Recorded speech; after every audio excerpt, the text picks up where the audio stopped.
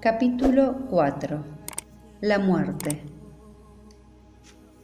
La muerte es un pensamiento que agobia el corazón del ser humano, recordándonos de manera inexorable la naturaleza finita de nuestra existencia. Ni aun amasando una fortuna o un poder ilimitados, podemos evitar la certeza de que algún día habremos de morir.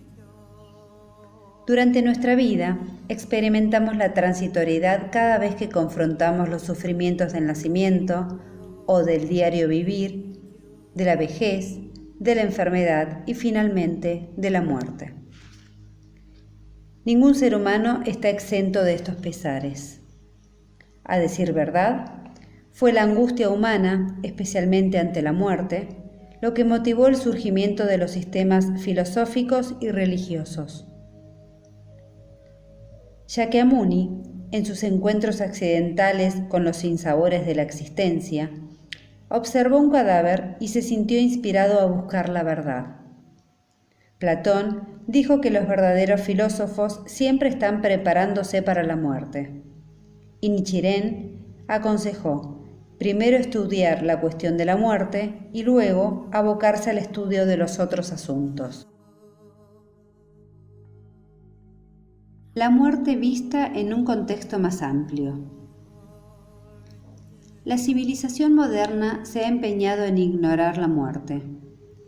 Hemos apartado los ojos de la preocupación más profunda y esencial, con el afán de empujar la muerte al rincón de las sombras.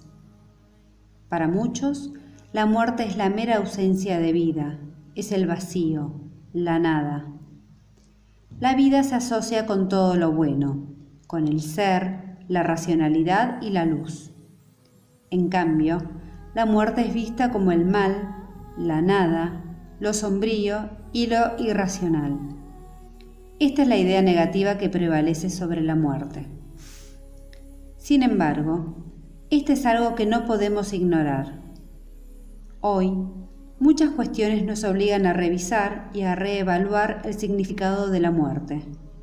Por ejemplo, la muerte cerebral, la muerte con dignidad, la función de los asilos, los distintos ritos y ceremonias fúnebres y las investigaciones sobre el proceso de la muerte efectuadas por especialistas como Elizabeth Kubler-Ross.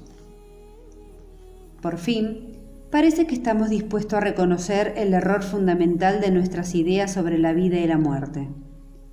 Comenzamos a entender que la muerte es mucho más que la ausencia de la vida, que aquella, junto con la vida activa, es necesaria para formar un todo más amplio y esencial. Este todo abarcador refleja la profunda continuidad de la vida y la muerte que experimentamos como individuos y expresamos como civilización. Nuestro desafío crucial es establecer una cultura basada en comprender la relación entre la vida, la muerte y la eternidad. En lugar de negar la muerte, debemos confrontarla y situarla correctamente en el contexto más amplio de la vida. El budismo habla de una naturaleza de Buda intrínseca que existe en lo profundo de la realidad fenoménica. Esta naturaleza depende de las condiciones fenoménicas y, a su vez, responde a ellas. Además, se expresa alternando estados manifiestos y estados de latencia. Todos los fenómenos, inclusive la vida y la muerte, pueden ser vistos como elementos del ciclo de aparición y latencia, o manifestación y replegamiento. Los ciclos de vida y muerte se asemejan a los periodos alternos de sueño y de vigilia. Así como el sueño nos prepara para la actividad del día siguiente, la muerte es el estado en que descansamos y nos abastecemos para la nueva vida. Desde este punto de vista, la muerte, al igual que la vida, debería ser valorada por los beneficios que entraña. El Sutra del Loto, esencia del budismo Mahayana, señala que el propósito de la existencia y del eterno ciclo de nacimiento y muerte es estar felices y en paz. Además, enseña que la fe y las prácticas continuas permiten experimentar una dicha profunda y duradera, no solo en la vida, sino también en la muerte. Es decir, sentirnos felices y en paz en ambas circunstancias. Nichiren dice que este estado constituye la mayor de todas las alegrías. La visión budista sobre la eternidad de la vida. Ya que, según el budismo, la vida es eterna, la muerte no es tanto el cese de una existencia como el comienzo de otra nueva. En un breve ensayo titulado La filosofía de la vida, Yosei Toda expresó sus ideas sobre la eternidad de la existencia. Describió vívidamente su encarcelamiento como prisionero de conciencia durante la Segunda Guerra Mundial y narró cómo, en esas circunstancias, llegó a comprender muchas de las verdades de la vida. Detenido en una fría celda por cargos absolutamente infundados y reducido a vivir en aislamiento y soledad, me dediqué a meditar día tras día y mes tras mes sobre la naturaleza esencial de la vida. ¿Qué es la vida? ¿Será eterna o solo existirá en este mundo? A lo largo de todos los tiempos hubo sabios y venerables que ponderaron estos grandes enigmas y trataron de resolverlos, cada uno a su modo. En la inmundicia de las cárceles, los piojos proliferan a gusto. Un día, invitados por la tibia luz primaveral que se filtraba en la celda, varios de ellos se atrevieron a caminar despreocupadamente. Aplasté a uno de ellos con la uña, pero los demás siguieron moviéndose, como si nada hubiera sucedido. ¿A dónde fue la vida que animaba a esa criatura? ¿Desapareció para siempre de este mundo? A continuación, describió su primer contacto con la filosofía de Nichiren, después de haber investigado varias disciplinas espirituales. Luego, Toda describió un gran momento de revelación que experimentó después de haber entonado Nan-myoho Renge-kyo 2 millones de veces, en el transcurso de varios meses en los cuales se dedicó a leer el Sutra del Loto en forma continua. Esta revelación le permitió comprender directamente la verdad de que la vida es eterna. Los escritos de esta índole, que entienden que la vida es eterna, son innumerables. Sin esta concepción no existe el budismo. La vida es así, eterna, y este es el primer portal hacia la iluminación de los sabios. Muchos intelectuales se burlarán desdeñosamente de la concepción budista de la vida y la negarán tildándola de supersticiosa, pero me temo que, en esta actitud, solo revelan su propia mentalidad prejuiciosa y su enfoque poco científico. La ley de causalidad es un pilar esencial de la ciencia. Todos los fenómenos del universo están gobernados por leyes de causalidad. Por lo tanto, ignorar esta ley y decir que la vida es resultado de la unión entre un espermatozoide y un óvulo constituye un pensamiento superficial que solo explica la apariencia, pero no toma en cuenta una causa original. Hay algo increíblemente insensible a la naturaleza de la vida en la actitud del que afirma que la vida ocurre en forma fortuita y que desaparece como una burbuja, pero cree que todos los demás fenómenos están gobernados por leyes de causa y efecto. Algunos nacen brillantes, otros no. Algunos son hermosos por naturaleza, otros nacen feos. Algunos gozan de buena salud, otros nacen trayendo enfermedades. Las diferencias son muchas. Hay quienes siguen siendo pobres a pesar de su esfuerzo por triunfar. Otros sufren de deseos mundanos como la envidia o la codicia y no encuentran alivio en la ciencia ni en las instituciones sociales. Estas diferencias han de tener causas fundamentales. Por lo tanto, los problemas de la humanidad no pueden resolverse sin una minuciosa investigación sobre la naturaleza de la vida. Las experiencias de muerte temporal. Hoy, abundan las evidencias que sugieren cierto nivel de existencia más allá de la muerte clínica, como afirman muchos científicos y personas que han pasado por experiencias de muerte temporal, y cuyos relatos han aparecido en incontables libros, artículos y revistas. Las investigaciones de casos de muerte temporal se centran primordialmente en las impresiones de personas que han vuelto a vivir después de haber sido declaradas clínicamente muertas. También han documentado cómo se adaptan los pacientes terminales a la realidad de su muerte inminente. En 1975, el médico norteamericano Raymond Moody publicó el libro La vida después de la vida, investigación de la supervivencia a la muerte clínica. Desde entonces, muchos médicos, psicólogos y psiquiatras han publicado datos referidos a este mismo fenómeno. El Dr. Moody halló cierto patrón común en todos los testimonios que recogió. Los fenómenos más frecuentemente descritos fueron la sensación de pasar por un largo túnel justo cuando el médico declaraba muerto al individuo, luego la súbita conciencia de estar separándose del cuerpo físico, el encuentro con otros, el encuentro de los principales acontecimientos de la vida y la aparición de la vida como una luz. Posteriores investigaciones han mostrado que este patrón suele estar presente en muchos relatos. En La vida después de la vida, un paciente entrevistado en uno de los estudios describe su experiencia. Estaba en un vacío absolutamente negro y oscuro.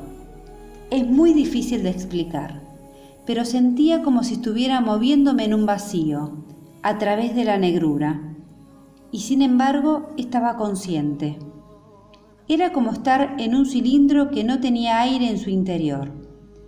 Me sentía en una especie de limbo, de estar a medias allí y a medias en otro lugar.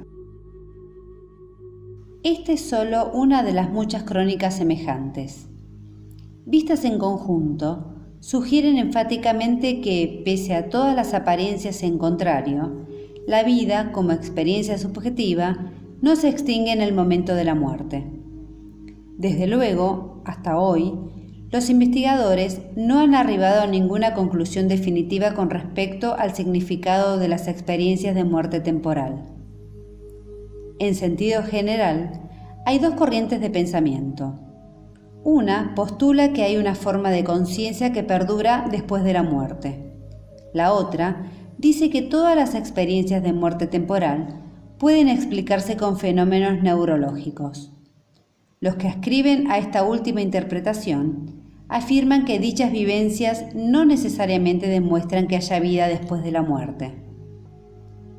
Por cierto, todo análisis sobre el más allá es especulativo, ya que la existencia de esta fase no puede demostrarse empíricamente, es solo una teoría. A la inversa, tampoco hay bases para afirmar que la visión materialista de la vida, según la cual la vida finaliza con la muerte, es más científica o menos especulativa que la teoría antedicha. Ninguna de las dos posturas pueden ser fundamentadas de manera concluyente. Esto me hace pensar en el argumento postulado por Blaise Pascal, el pensador y matemático francés que describió al hombre como un junco pensante. Pascal se destacó por su trabajo sobre la teoría probabilística. Fiel a su propensión intelectual, analizó la vida después de la muerte desde el punto de vista de la probabilidad. La inteligencia, decía Pascal, no puede afirmar con certeza si hay vida después de la muerte. Si el hombre vive apostando a que la hay y resulta que no la había, diremos que no habrá perdido nada. Pero a la inversa, si vive dando por hecho que no hay vida después de la muerte y resulta que sí la hay, ya no tendrá poder de modificar el rumbo escogido. Aunque, en beneficio de su vida en el más allá, quiera hacer mejores acciones, será demasiado tarde para eso y solo le quedará una sensación de impotencia y de arrepentimiento. Con esta lógica, Pascal concluía que lo más sensato era apostar a que la vida continuaba después de la muerte. En otras palabras, aceptar la religión. Es la elección que haría cualquier persona racional. El argumento quizás sea controvertido, pero el razonamiento de Pascal resulta convincente. Como quiera que interpretemos las experiencias de muerte temporal, lo cierto es que la vida de las personas que han pasado por ellas sufren una profunda revolución. Algunos dicen que su encuentro directo con la muerte los ha hecho reflexionar críticamente sobre su forma de vivir y los ha inspirado a cambiarla, a fin de estar mejor preparados para la muerte cuando ésta vuelva a presentarse. En general, las personas que han regresado del umbral de la muerte tienden a experimentar un cambio importante de actitud. Ya no temen a la muerte. Emplean gran parte de su tiempo en la búsqueda de conocimientos y dejan de apegarse excesivamente a la fama, el poder o la riqueza, resueltos a vivir de manera compasiva y altruista. Las fases de la preparación para la muerte. Comprender que la vida es eterna y que nuestra existencia está interrelacionada con la de los demás, o que la vida puede ser tan amplia y grande como el universo, brinda inmensa satisfacción espiritual y aumenta nuestra calidad de vida. En años recientes han surgido cursos o talleres donde se prepara a las personas para aceptar la naturaleza inevitable de la muerte. Los participantes en este tipo de seminarios llevan a cabo distintos ejercicios, por ejemplo, dramatizaciones donde se les anuncia que solo tienen 6 meses de vida. Luego, deben decidir cómo emplearán esos últimos 6 meses. En otro ejercicio, los participantes deben hacer una lista con las 3 cosas más importantes de su vida. Estas técnicas sugieren que la reflexión sobre la muerte permite encontrar un nuevo enfoque hacia la vida. La doctora Elizabeth Kubler-Ross es una célebre pionera en el estudio clínico de la muerte. Sostiene que los pacientes terminales suelen pasar por 5 estadios en su tránsito hacia la muerte. La mayoría, al enterarse de que padecen una dolencia terminal, responden con conmoción, reacios a aceptar que el diagnóstico es correcto. A menudo, cambian de médico varias veces con la esperanza de que alguno les diga que su condición no es irreversible. La segunda fase es la ira o el enojo. Los pacientes aceptan que morirán, pero se enojan con los seres que los rodean y hasta incluso con su Dios, por no responder a sus plegarias de curación. En la tercera fase, las personas tratan de hacer un trato o una negociación con su Dios o destino, con el fin de prolongar la vida. Esta etapa puede ser vista como una tregua. La cuarta etapa se caracteriza por la depresión. Como la muerte se torna inminente, los pacientes van hundiéndose en una profunda depresión conocida técnicamente como la tristeza preparatoria. Después de estas 4 fases, los pacientes entran en la quinta y última, la aceptación. En general, los pacientes que no reciben apoyo moral o cuidados durante las etapas previas a la aceptación o los que se aíslan en un hospital, casi con seguridad se hunden en la depresión. Por otro lado, los pacientes que aceptan su realidad se preparan para morir dignamente y en paz. Y los que tienen una firme fe, sea cual fuera la religión, incluso si ésta niega la vida después de la muerte, tienden a morir con mayor serenidad que las personas que carecen de creencias religiosas. Muchos individuos, afirma la doctora Kubler-Ross, se aproximan a la muerte con sentimientos de enojo y de abatimiento. Los que niegan la muerte hasta el último momento están más expuestos a sufrir una agonía penosa. Los que aceptan la muerte superficialmente, pero con resignación pasiva ante el destino, en general mueren menos pacíficamente que las personas que auténticamente aceptan la realidad inevitable de la muerte. Hasta el último instante, estas personas suelen aferrarse a la débil esperanza de que tal vez no mueran. A la inversa, enfrentar la muerte en forma directa y clara desarrolla en nosotros sentimientos de benevolencia y de amor compasivo. Cuando la vida concluye, brotan energías positivas y negativas del inconsciente, que el budismo denomina conciencia alaya, o acervo de efectos kármicos. A menudo, las emociones negativas inhiben y superan a las positivas. Para controlar la negatividad, uno tiene que transformarla y fortalecer su energía positiva. En este punto, comprender en profundidad las enseñanzas del budismo puede ayudarnos a prepararnos para la muerte. En uno de sus escritos, Nichiren escribe lo siguiente. Nagarjuna explica el ideograma Myo de Myoho o ley mística diciendo: es como un gran médico capaz de convertir el veneno en remedio. Veneno se refiere a los tres caminos de los deseos mundanos, el karma y los sufrimientos de la vida. Remedio indica las tres virtudes del Buda, el cuerpo del Dharma, la sabiduría y la emancipación o libertad. Convertir el veneno en remedio significa convertir los tres caminos en las tres virtudes. Este fragmento implica que la ley suprema del universo puede cambiar los aspectos negativos de la vida, representados por los tres caminos, en cualidades positivas, caracterizadas por las tres virtudes. Transformar los tres caminos en las tres virtudes. Según la enseñanza sobre los tres caminos, deseos mundanos, karma y sufrimiento, el deseo de reducir el sufrimiento inspira algún tipo de acción. Si esa acción se basa en las ilusiones sobre la verdadera naturaleza de la vida, carecerá de sabiduría. Se creará un karma negativo, lo cual, lejos de aliviar el padecimiento, lo aumentará con mayores efectos adversos. Como resultado, el sufrimiento en los 6 estados inferiores se agrava en lugar de atenuarse, como uno quería.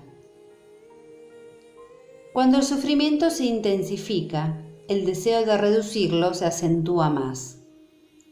Los seres humanos, capturados en este círculo vicioso, siguen sufriendo pese a su esfuerzo por ser felices. Muchas escuelas budistas, basadas en ideas generalmente asociadas con los tres caminos, guían a sus practicantes a eliminar el deseo como medio para romper el ciclo y reducir el sufrimiento. Sin embargo, Nichiren comprendió que eliminar el deseo es un camino inútil y que algunos deseos, en realidad, crean valor y sostienen la vida. Propuso que el problema no yacía en el deseo, sino en la ilusión sobre la verdadera naturaleza de la existencia.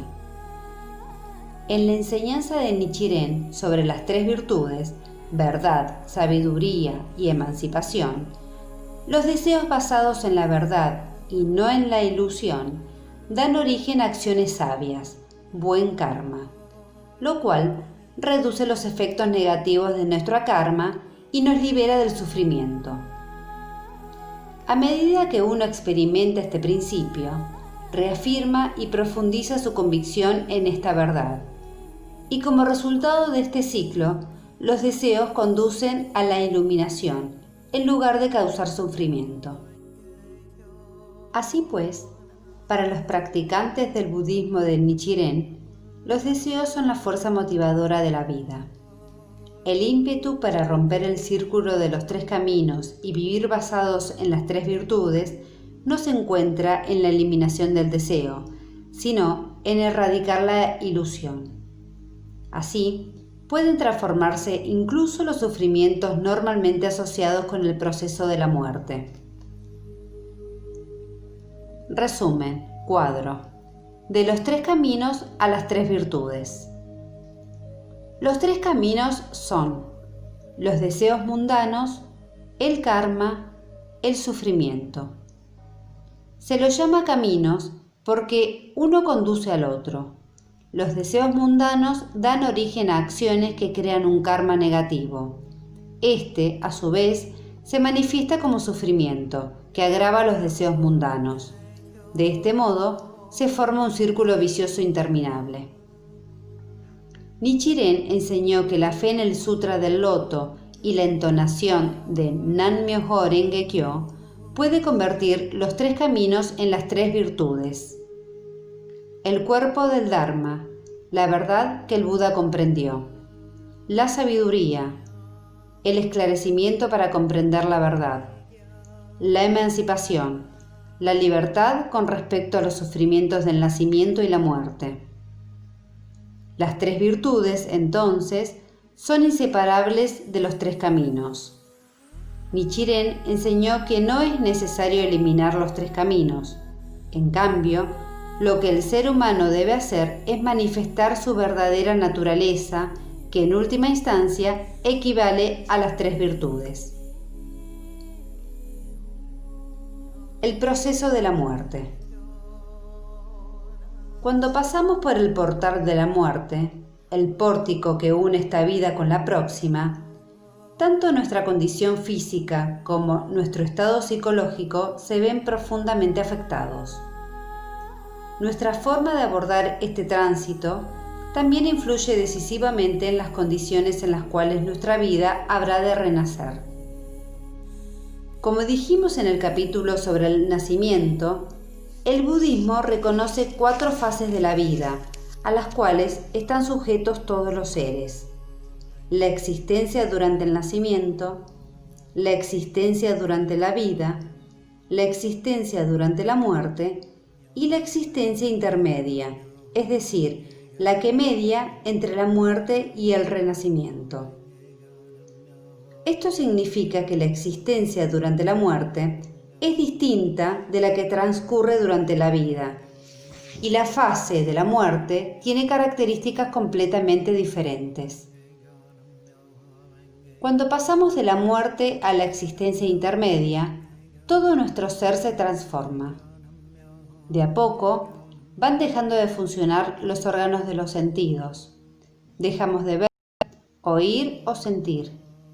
También se desvanecen las funciones de la conciencia que integran nuestras percepciones sensoriales y que sostienen nuestro yo individual.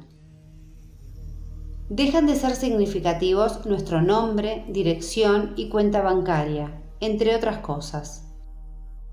Los efectos de nuestro karma, que son la base del yo, siguen influyendo en nosotros aún después de la muerte. Son ellos los que determinan cómo será nuestra próxima existencia. En el instante de la muerte, se condensan todas las acciones que realizamos en esta existencia, formando una suerte de semilla kármica con el potencial de germinar y florecer en nuestras futuras existencias. Uno se siente compelido a reflexionar sobre su pasado. Durante esa rápida evocación del pasado que se produce en el momento de morir, como mencionan muchos que experimentaron la muerte temporal, es ver pasar la vida entera frente a los ojos. La persona, mientras muere, repasa lo que hizo motivado por la codicia y la furia, tendencias arraigadas en la oscuridad fundamental inherente a la vida humana. Por ejemplo, las acciones que derivan de nuestra indignación, rencor, enojo, envidia y antipatía personal graban en nosotros causas kármicas negativas. En la conmoción de la muerte, algunas personas sienten miedo y confusión y luchan frenéticamente. Es posible experimentar muchas emociones: contento, insatisfacción, alegría, tristeza y reproches.